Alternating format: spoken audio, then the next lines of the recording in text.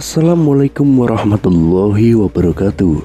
Kembali lagi di channel Nasihat Kehidupan Misteri. Pada video kali ini saya akan membahas tentang patung di Candi Borobudur ternyata Nabi Sulaiman. Selama ini berdasarkan buku-buku sejarah, Candi Borobudur adalah bangunan megah peninggalan Raja Sailendra. Namun setelah dilakukan penelitian dan kajian yang mendalam oleh seorang pakar matematika Islam, Profesor Dr. Kiai Haji Fahmi Basyah, ternyata di candi itu ada bukti-bukti kuat yang menunjukkan bahwa Borobudur adalah peninggalan Nabi Sulaiman. Berdasarkan referensi Al-Quran, Nabi Sulaiman alaihissalam adalah utusan Allah yang diberi keistimewaan, yakni mampu menaklukkan seluruh makhluk ciptaan Allah, termasuk angin, binatang, dan jin atas izin Allah. Nabi Sulaiman diperkirakan hidup pada abad ke-9 sebelum Masehi atau 989 sampai 931 sebelum Masehi atau sekitar 3000 tahun yang lalu. Sedangkan Candi Borobudur seperti yang ditulis dalam berbagai buku sejarah nasional didirikan oleh dinasti Sailendra di akhir abad ke-8 Masehi atau sekitar 1200 tahun yang lalu. Jadi, jika mengacu pada buku sejarah itu, rasanya tidak mungkin jika Borobudur itu peninggalan Sulaiman. Rentan waktu keduanya terlalu jauh. Nabi Sulaiman hidup di masa sebelum Masehi, sedangkan Sailendra setelah Masehi.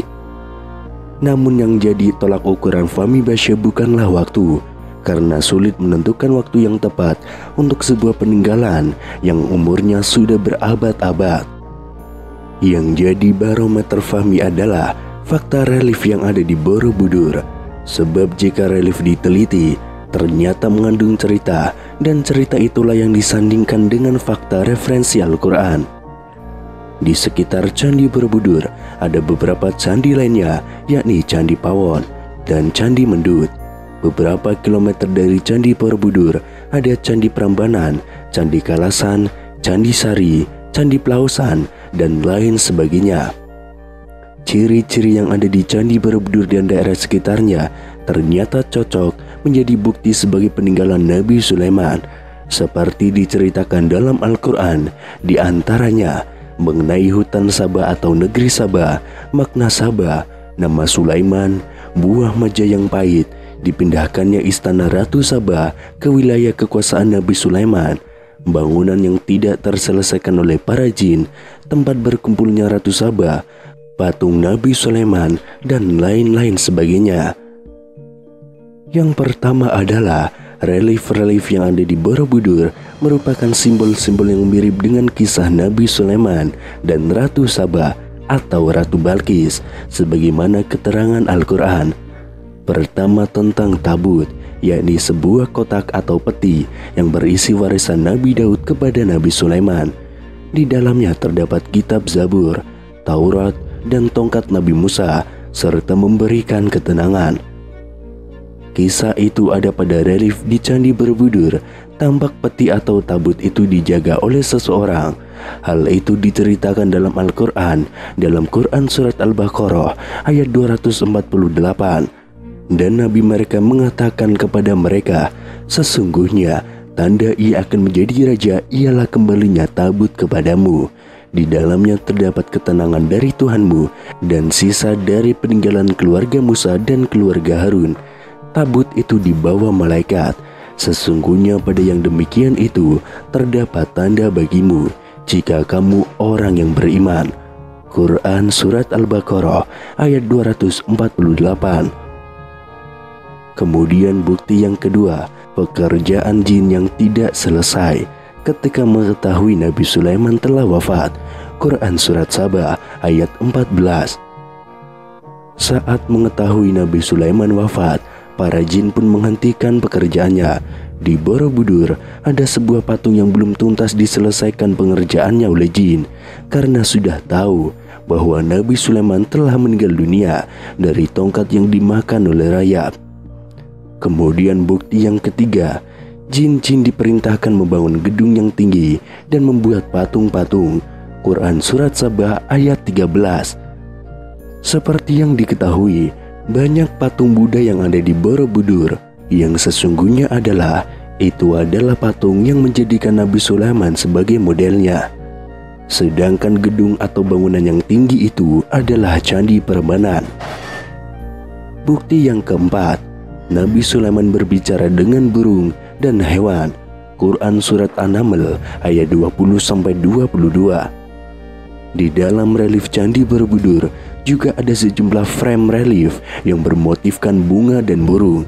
Terdapat pula sejumlah relief hewan lain seperti gajah, kuda, kambing, anjing, monyet, dan lain sebagainya. Kemudian bukti yang kelima, kisah Ratu Saba dan rakyatnya yang menyembah matahari dan bersujud kepada sesama manusia. Quran Surat An-Naml ayat 22. Saba artinya berkumpul atau tempat berkumpul. Ungkapan burung Hutu tentang Saba karena burung Hutu tidak mengetahui nama daerah itu. Tempat berkumpulnya manusia itu adalah di Candi Ratu Boko yang terletak sekitar 36 km dari Borobudur. Jarak ini juga memungkinkan burung menempuh perjalanan dalam sekali terbang. Kemudian bukti yang keenam, Saba ada di Indonesia, yakni Wonosobo. Dalam Al-Quran, wilayah Saba ditumbuhi pohon yang sangat banyak. Quran Surat Saba ayat 15. Dalam Kamus Bahasa Jawi Kuno yang disusun oleh Dr. Maharsi, kata wana bermakna hutan. Wana Saba atau Wonosobo adalah hutan Saba. Dan bukti yang ketujuh adalah buah maja yang pahit. Ketika banjir besar menimpa wilayah Saba, pepohonan yang ada di sekitarnya menjadi pahit sebagai azab Allah kepada orang-orang yang mendustakan ayat-ayatnya. Tetapi mereka berpaling, maka kami datangkan kepada mereka banjir yang besar, dan kami ganti kedua kebun mereka dengan dua kebun yang ditubuhi pohon-pohon yang berbuah pahit, yaitu pohon atsal dan sedikit pohon sidr. Quran Surat Saba ayat 16. Kemudian bukti yang kedelapan, nama Nabi Sulaiman merujuk sebagai nama orang Jawa. Awalan kata Su merupakan nama-nama orang Jawa, dan Sulaiman adalah satu-satunya nabi dan rasul yang namanya berawalan Su. Borobudur adalah peninggalan Nabi Sulaiman yang diceritakan dalam Al-Quran.